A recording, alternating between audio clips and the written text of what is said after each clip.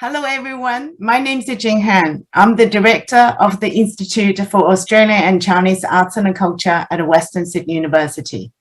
I acknowledge we are on the land of the Darug people of the Darug Nation and acknowledge their ancestors are being the traditional owners of their land for thousands of years and pay our respect to their elders, past, present, and emerging.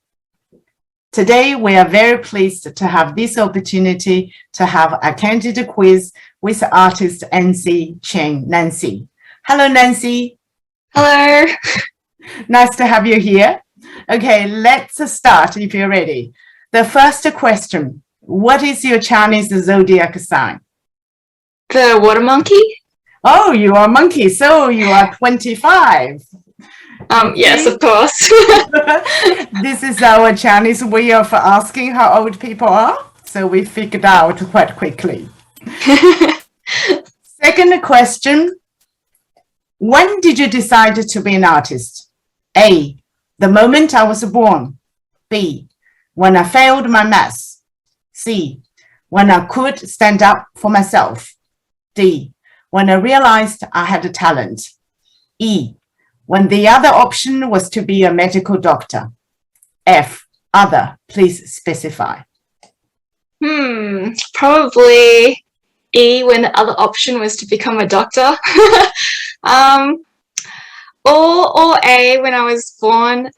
I mean, like, I found that working in a white cube, not the gallery white cube, but like a 4 walls of white cube was just a bit too daunting for me. I need to be surrounded by art. Very good answer. Next question, why did you choose to be an artist? A, to be starving. B, to become famous. C, to live an interesting life. D, to find an escape in the art world. E, I had no other choice. E, I had no other choice. Can you explain? Yeah. I think, like with a lot of artists, it's just part of who they are. Like it's that story of the scorpion and the frog. You know, when they were taking them across the river and the scorpion stung the frog and they were both going to drown, and the frog asked the scorpion, "Why'd you do that? Now we're both going to die."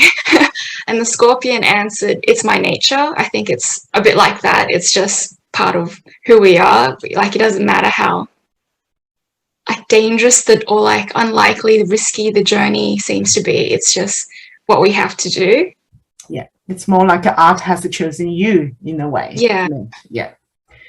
Next question, what was the biggest obstacle or pressure in your path of becoming an artist?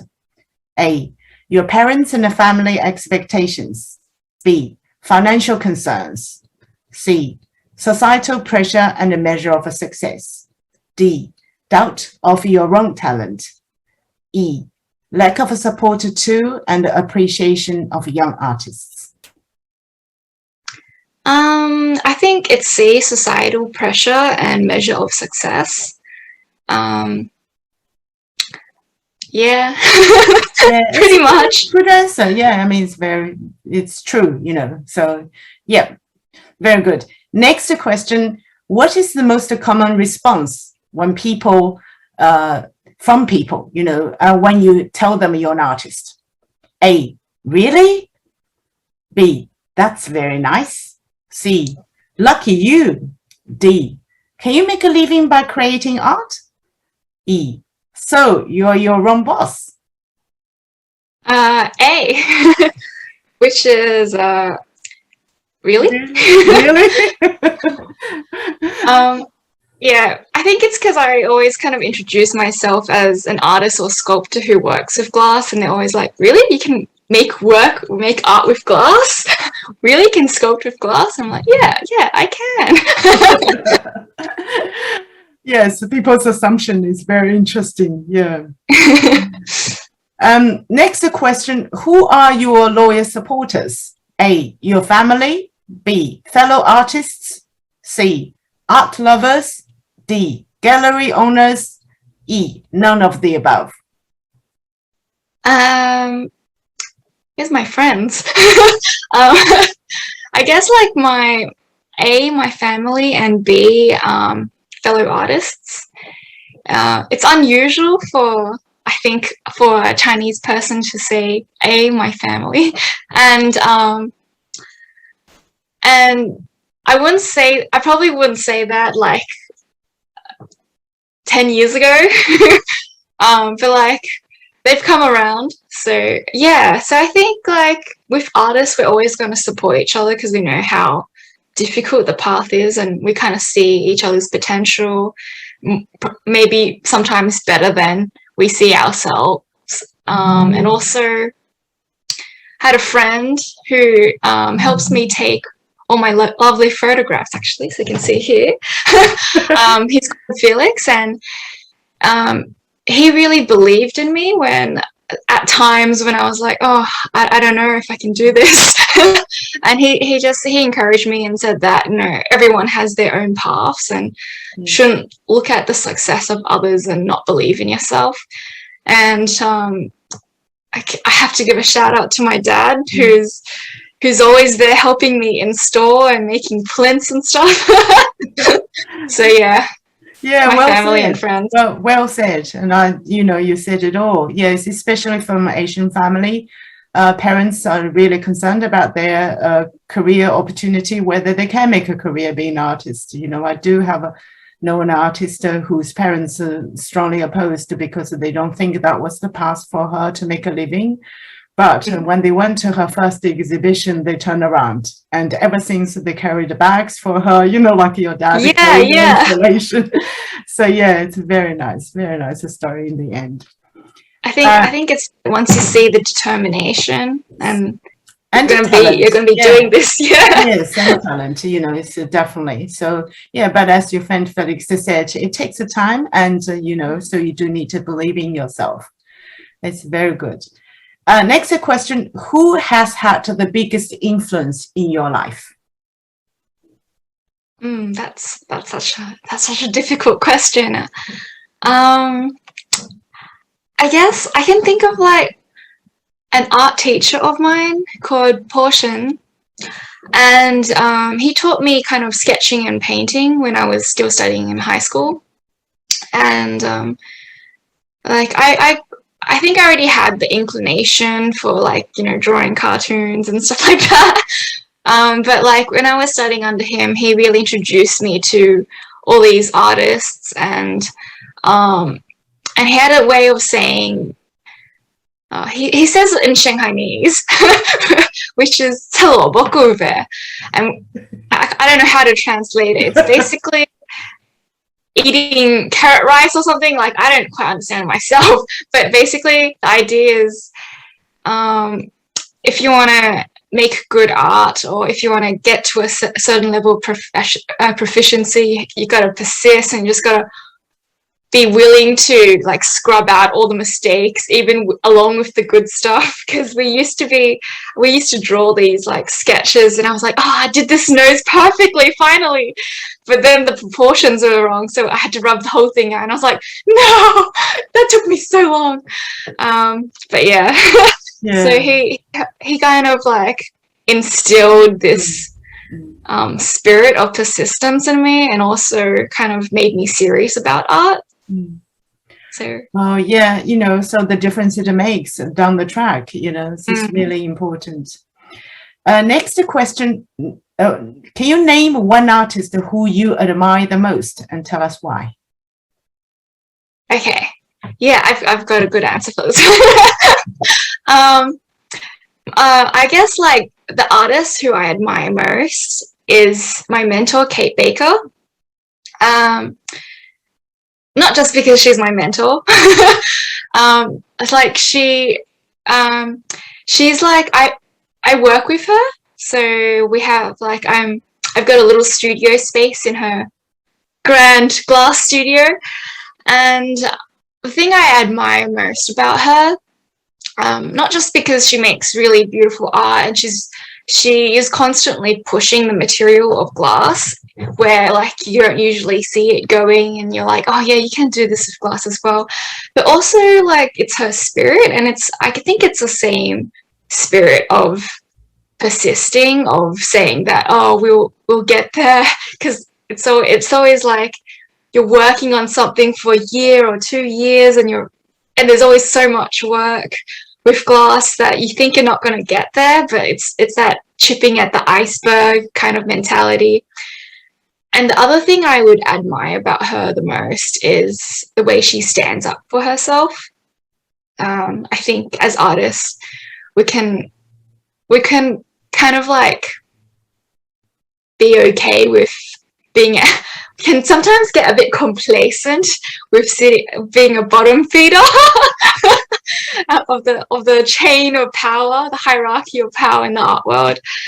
But she would often like, think that no, this is not fair for the artist who puts in that much work, and encourage us to speak out for ourselves, and encourage us to negotiate with like galleries, and or like when deals don't go through, she really believes in the artist's power to stand up for ourselves, and I think that's what I really admire about her as well. Yeah. It's so important to have her in your artistic career and life. Yeah, it's very good. So she's really been like a great mentor in I think every sense of the word. It's really good, and so lucky having her. Next question: which artist do you find the most inspiring in Australia? A. Guan Wei. B. Guan Wei. C. Guan Wei. D. Guan Wei. E. Other. Please name. I guess A, B, C, and D. Guan Wei. You got it. pretty big hints. That's a tricky one. That's a good one. But still, he is a legend artist. Yeah, so, it's a great. So great I saw his book on curation and planning, and I was like, wow, so professional. He's such, speechless. Just good. So it's really good to have the chance to work closely with him. That's the idea. Lucky. Next question: on average, how long does it take you to create an artwork? A week. B, a month. C, half a year. D, a year. E, other. Specify. Half a year, like sometimes longer, but I would, at the same time, I would be working on a lot of projects at once, because for example, when I'm putting something in the kiln, each time something goes in the kiln, and there could be multiple firings, it goes in for at least a week or a month. Like I've heard of some artists who puts their work in the kiln for like 2 months, and I'm like, you literally can't be firing any other object in that time. So you get around to sculpting or sketching up new ideas, or multiple going. Next question: which colors do you use most often, and why?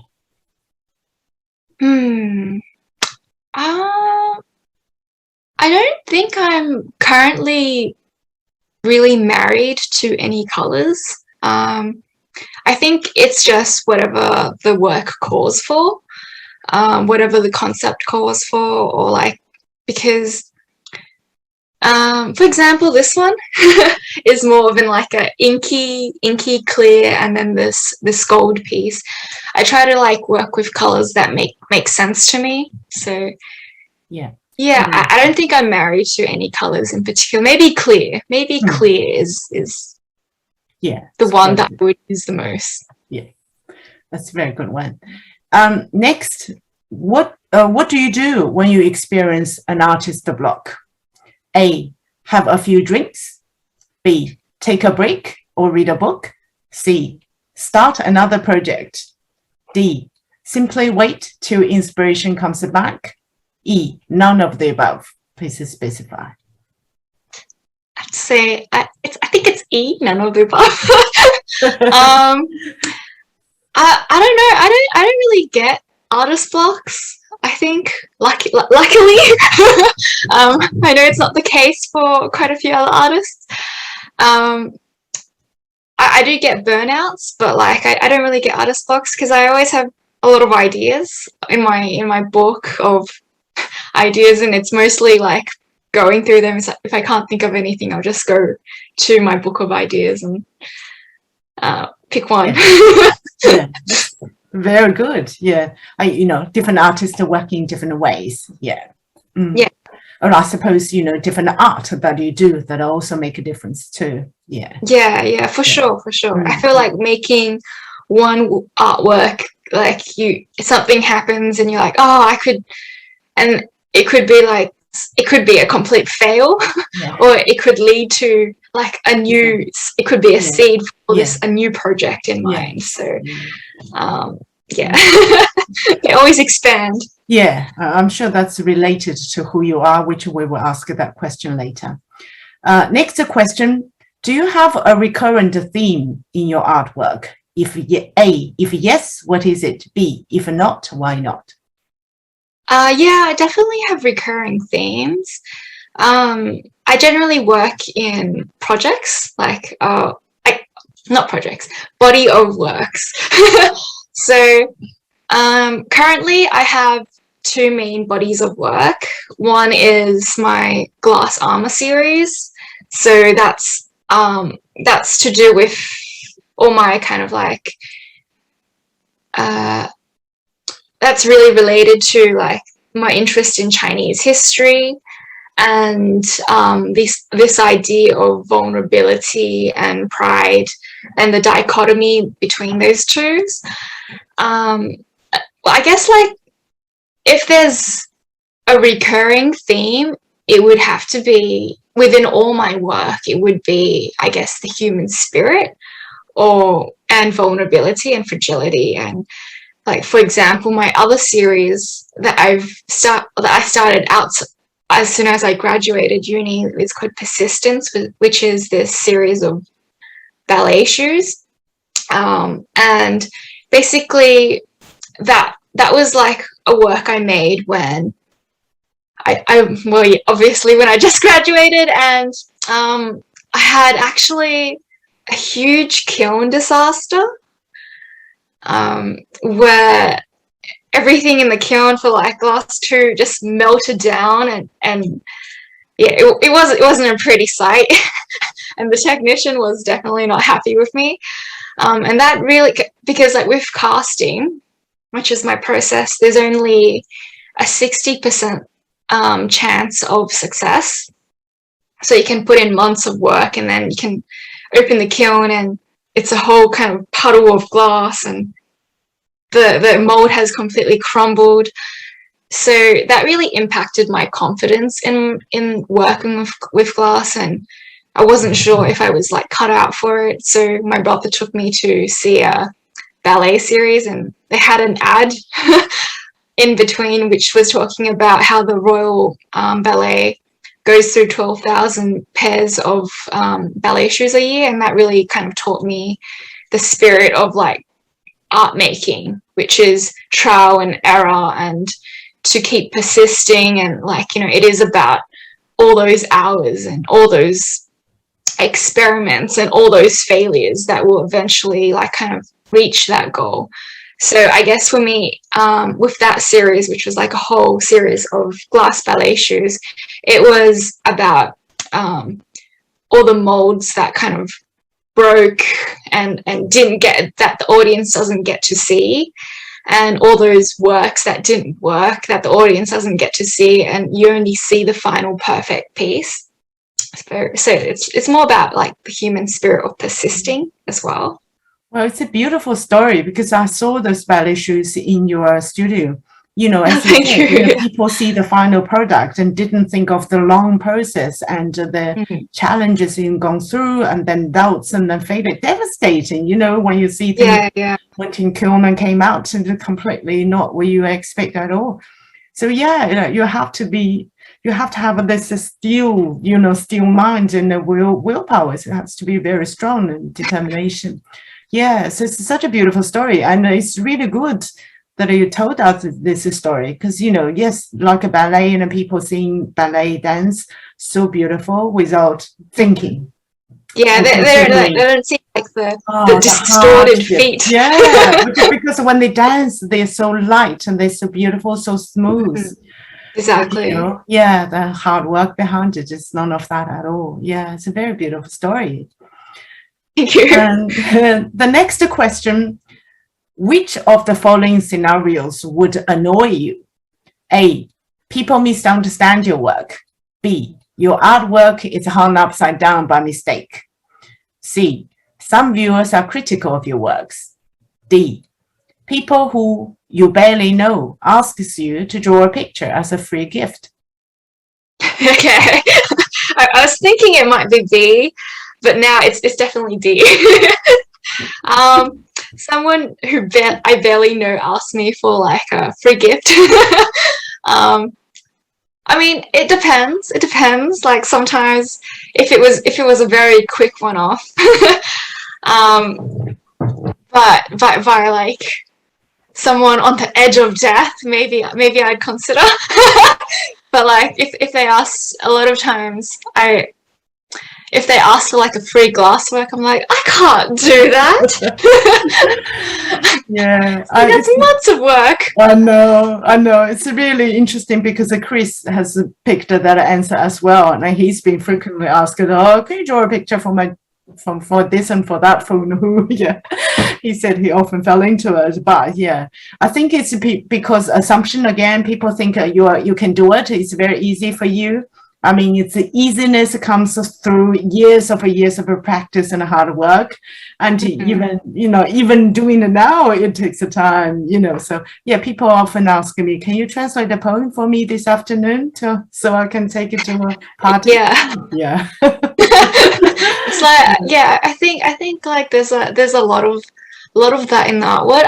Like thankfully, not so much of that in the glass world, because I think take a time. Yeah, that's good. That's your protection. That's your protection. Yes. Okay. Next question: what is the constant challenge you face in your artistic creation? A, fear of a failure. B, lack of a financial support. C, too much fun. D, not enough time. E, constant disruptions. C, too much fun. No. I'd say D, not enough time. I always feel like there's not enough time for anything. There's a wise saying, I'm not sure if it was by Da Vinci, that time waits long enough for those who use it wisely. And it seems that I always make it in just the nick of time, when like getting to deadlines and stuff like that, even though I feel like I've been working quite diligently without procrastination. It's true. So yeah, no, I would definitely love a time turner or something. Next question: what matters to you? A, to be true to yourself. B, to be successful. C, to make a difference. D, to be happy. E, all of the above. F, none of the above. E, all of the above. Good one. Yeah. I mean, covered it all. Yes, that's a very good choice. Okay, next question. Who do you think you are? A, determined. B, interesting. D, C, idealistic. D, focused. E, easygoing. F, other. Please specify. A, determined. I think to be an artist, everyone has to be idealistic, because you're going against great odds. So you've got to have at least that level of optimism. But no, I've always kind of like, maybe it's because everyone else, all my close friends describe me as determined and focused, so I'll probably go with determined. Good answer, very good answer. Who is your favorite prime minister or politician in Australia? You can say now. Yeah, none. Can you elaborate a bit? Why is none? Like lack of interest or not relate to you? Or in what circumstances you would have your favorite prime minister? I guess the closest would be Kevin Rudd. But like with the world, like with Australia's current politics, like who like I feel like we vote for people ever since Kevin Rudd actually. We vote for people and then they get in and then they get taken over by someone else. So I think like with the current Australians, we've lost a lot of trust in the political system. So, I mean, like, that's not to say that Julian Gillard wasn't a good replacement or something, but it just feels a bit like a betrayal to the trust, like, of the vote that we put in. Yeah, the way it was done. Yeah. Yeah. Mm-hmm. Very good point. Very good point. Next, what is your poison, meaning favorite beverage? A, tea. B, coffee. C, whiskey or vodka. D, tap water. E, Milo. F, wine. G, milk, bubble tea. A, tea. It's already got, hey, you can't even say the Okay. tea. Okay, that goes very well with you. Okay. Next one. What did you listen to while working on your art during the lockdowns? A, classic music or jazz. B, Chinese traditional music like erhu or pipa. C, heavy metal. D, top chart pop music. E, industrial noise in the neighborhood. F, nagging from household members. G, silence. I was listening more to kind of Chinese audio dramas. so probably the closest to it is the erhu and pipa, since they sometimes play a bit of that in the background. True, that's true. Well, that's quite special. Well, good that you listen and you understand, and then you enjoy. Yeah. Yeah. It's like I'm like, wow, this story is so good. I'm so into it, and I'm just sculpting happily. Very good. Okay. Next question is a scenario. If you were a multi-billionaire, what would be your preferred mode of transport? A, private jet. B, bright red Mercedes with a 888 next to your initials in the register plate. C, latest electric scooter. D, public transport. E, mountain bike. F, walk to get to your 10,000 steps in. I'll see, electric scooter. That's really cool. Yeah, I tried it out in Europe, and I was like, this is such a good way to travel. Even though I fell down twice, it's like, this is such a great way to travel. It is. It's really good. Yeah, fast and cool, and you can just go through all these paths that you usually wouldn't be able to. I've been cycling a lot more, but in the lockdown, but I'm like, this is so tiring. Especially up these uphills. I can't do it. Exhausted at the interest as well. Yeah. Okay, last question. COVID permitting, where would be your dream destination of travel and why? So many places. One place that my friend and I kept on talking about going to after the lockdowns, I guess, is Japan, because he wants to go snowboarding and I want to go soak in the onsen with the monkeys. That's always been one of my bucket list things. I want to go and take a bath with the monkeys. Well, that's a very good answer, but I'm not going to tell you what other artists have said, and you should listen to them. You know, like it's really surprising. You all have a kind of similar set of questions, but answers are very different. So you will I find want to out go about so each with the other. monkeys too. It'll be really interesting to find out People. other. Yeah, exactly. Yeah. Thank you so much, Nancy, for this wonderful, wonderful Candid quiz. And all your answers are terrific. You know, we definitely feel a lot more that we know you a lot more, you know, on a very personal level as artists. So that is very important because many people think, you know, artists are so abstract or so far away. But, you know, yeah, having this quiz, yeah, get us know you a lot more. Thank you so much, These are Nancy. fantastic questions. Thank you for having me. Thank you.